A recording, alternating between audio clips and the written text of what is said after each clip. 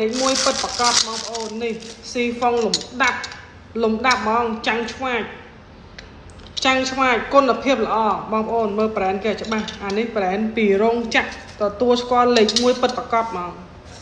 បងប្អូនអាចឆែកបានបើមិនជឿខ្ញុំគុណភាពគឺល្អហើយតុបក្លិន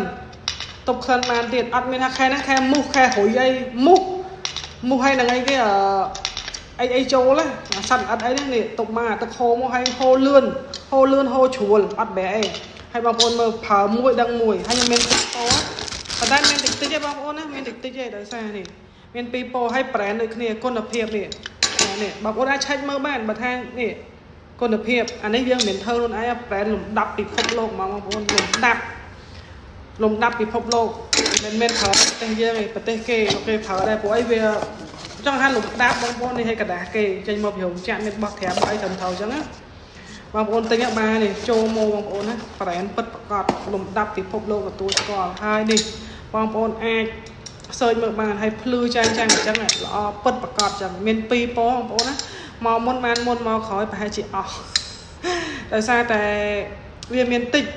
បងប្អូនមានតិចមានទៀនហ្មងណា